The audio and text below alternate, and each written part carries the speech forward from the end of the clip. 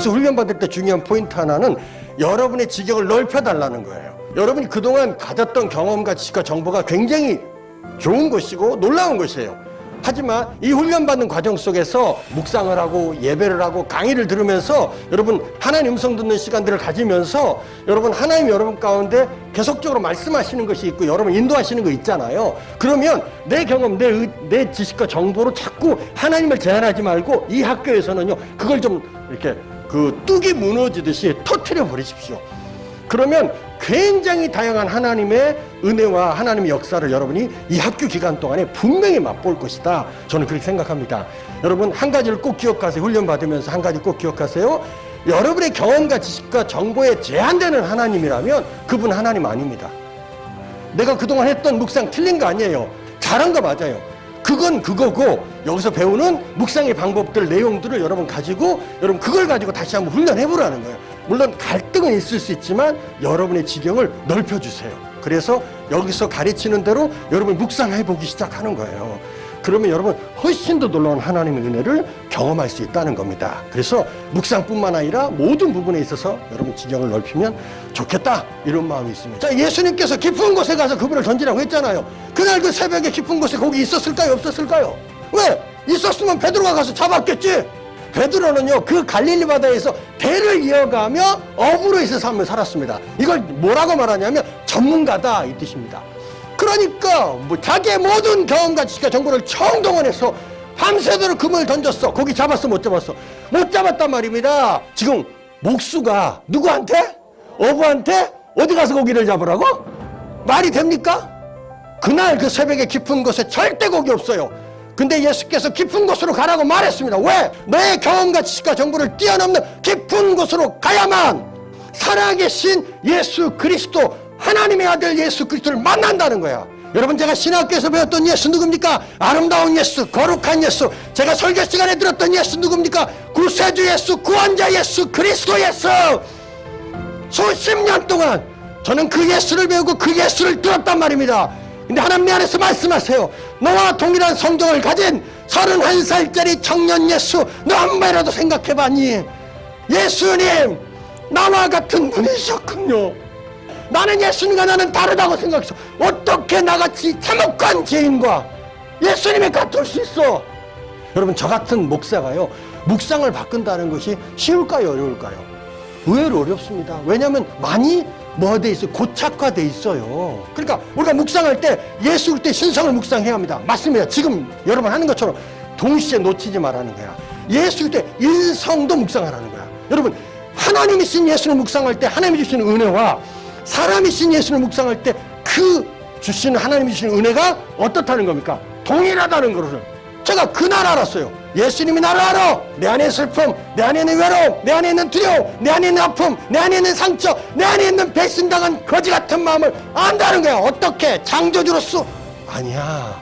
나와 동일한 성정을 가지신 예수께서 친히 그 모든 것을 경험하고 병호야 네 안에 있는 그 외로움도 두려움도 아픔도 상처도 눈물도 한숨도 그 배신당한 더러운 마음까지 내가 다 알아. 묵상이란 예수 그리스도를 생각하는 거예요. 절대로 네버입니다. 네버.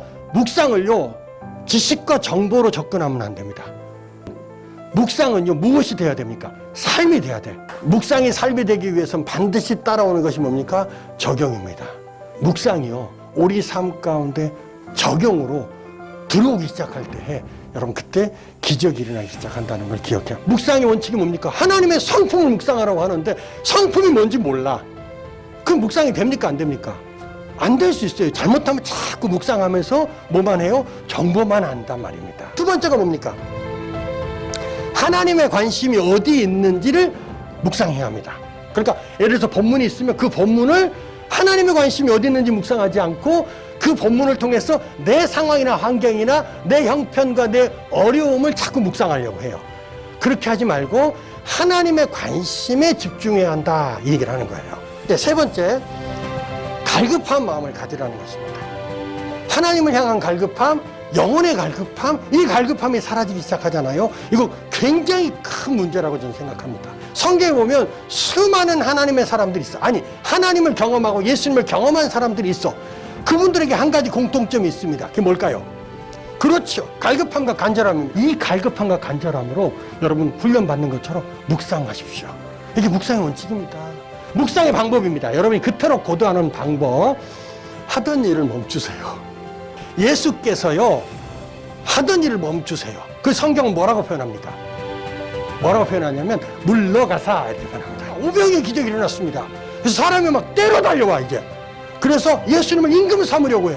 굉장히 중요한 예수님의 사역의 클라이막스 절정이잖아요. 이때 예수님이 똑같아. 물러가사.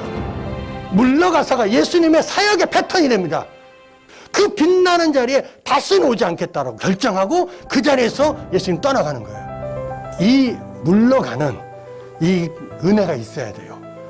이걸 저는 뭐라고 표현하냐면 하던 일을 멈춘다 이렇게 표현해요. 자, 아시는 것처럼 예수님 물러가셔서 뭐 했습니까? 정확하게 얘기하면 기도하고 묵상하고 하나님의 음성 듣고 하나님과의 교제, 여기서 중요한 단어 교제가 있어요 없어요? 있잖아요. 그래서 예수님이 하나님과 교제하고 묵상하고 하나님 어떤 분인지 다시 확인하고 그리고 어떻게 합니까? 다시 그 자리 아니야. 또 세상으로 나와서 하나님의 나라와 영광을 선포하기 시작합니다. 하던 일을 멈추는 것이 무엇보다도 중요합니다. 그러니까 여러분 묵상을 시작하려고 하거든 제일 먼저 중요한 게 뭐예요? 하던 일을 멈추는 이거 경건의 연습입니다, 여러분. 첫 번째는 하던 일을 멈추는 거예요. 위드드로 물러나시고 두 번째는 감사하십시오. 우리가 능히 지켜 행할 수 없는 말씀을 성경에 기록해 놓고 우리 보러 지키라고 하나님은 어떤 하나님이야? 공의롭고 정의롭고 은혜롭고 자비로운 하나님이야? 하나님 성품과 맞지가 않아. 어긋난단 말이에요. 그러니까 성품이 그만큼 중요해요.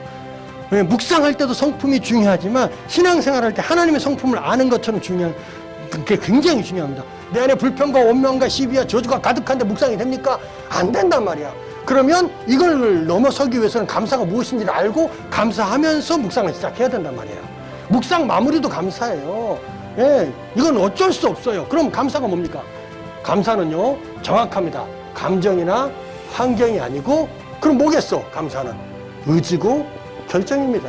그 애가 6살인가 7살 정도 됐는데 교통사고가 났어. 가서 보니까 이쪽 다리가 박살이 났어요. 아주 이걸 수술을 막 쇠를 박으면서 어린애를 이 수술을 하면서 이 친구가 훈련받은 친구잖아요. 이렇게 어려운 일을 만났을 때 뭐가 필요해? 여러분 이건 겸손한 겁니다, 여러분. 이건 훈련된 사람만 가능해요, 이거. 뭐가 필요합니까? 기도가 필요한 거예요. 그래서 겸손하게 자기가 하는 7년 동안 헤어졌던 나한테까지 전화해서 기도해달라는 거예요. 이건 정말 겸손하고 좋은 태도입니다. 여러분 기도해야 삽니다. 기도해야 됩니다. 그래서 제가 이건 전화로 기도할 내용이 아니야. 이거는 제 목회 경험상 찾아가야 돼. 목사가요, 저 같은 목사는요, 가끔 어려운 일을 만난 가정을 보잖아요. 사람을 만나잖아요. 제가 말을 안 합니다. 기도하는 게 훨씬 나아. 뭔가 위로하려고 몇 마디 하면 그 위로하려고 하는 몇 마디 말이 훨씬 더 어려움이 되는 경우가 있다는 거예요. 그분은 저의 위로의 말보다는 그 부분은 기도가 필요한 거잖아요. 저 같은 경우는 말을 안 하고 기도하자. 그리고 이제 손을 잡고 아이 회복을 위해서 간절히 기도했어요. 범사에 감사할 수 없다고요? 어림도 없어. 얼마든지 할 수 있어. 이 아이가 교통사고 당해서 너무 어려워. 그렇지만 이 부부가 감정으로 볼 때, 환경으로 볼 때 감사할 수 없어. 그렇지만 어떻게 하는 거야? 의지와 결정을 동원하잖아, 지금. 그럼 뭐 하는 거야? 감사하다고 고백하기 시작하는 거예요. 그 감사가 뭡니까? 환경이나 감정으로 하는 감사가 아니라 의지와 결정을 동원한 감사다. 우리가 얼마든지, 이걸 저는 뭐라고 말하냐면 하나님의 형상이다 이렇게 말합니다. 첫 번째, 하던 일을 멈추고 핸드폰을 끈다 생각하시고, 두 번째, 의지와 결정을 동원해서 감사하십시오. 그 세 번째가 뭡니까? 회개하십시오. 여러분, 회개는요, 이거 제가 굉장히 중요하게 생각하는 주제입니다. 자, 회개가 뭡니까? 회개는 가장 강력한 성령 충만의 방법입니다. 회개는 가장 강력한 영적 전쟁이고, 회개는요 가장 놀라운 복음의 핵심이고, 회개는 성경 66권 전체의 메시지의 핵심입니다. 그러니까 회개는요 성경에서 가장 중요한 주제입니다. 성령의 사역 중에 하나가 뭡니까? 죄를 생각나게 하고 깨닫게 하신단 말이에요. 이게 성령의 사역입니다. 그러니까 성령께서 여러분 죄를 생각나게 하셨으면 그 죄를 회개하는 거예요. 다 모든 죄를 하는 게 아니라 그리고 여러분 묵상을 시작하면 된다는 거예요. 많은 경우 그리스도인들이 회개를 어떻게 생각하냐면 죄를 깨닫고 애통하고 그리고 울고 죄를 자백하면 회개했다고 말합니다. 아니야.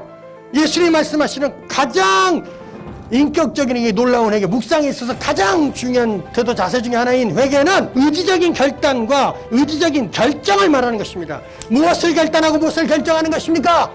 죄를 끊어버리는 결단입니다. 죄의 자리에서 떠나는 결정입니다. 죄와 피리까지 싸우는 결단과 결정까지 있을 때 이게 뭡니까? 회개라는 거예요. 아무리 회개해도 이 죄를 끊어버릴 수 없는 내가 가증스러웠습니다.